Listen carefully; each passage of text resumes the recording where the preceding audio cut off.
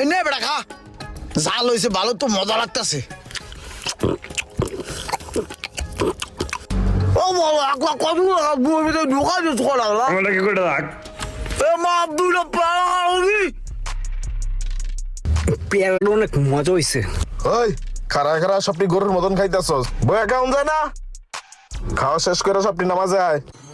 ইহি কাম সারছে, ভাগ ভাগ। খাইছে রে, বলা তাড়াতাড়ি বলা। এই গেলারে যে কি করতে মন চায়।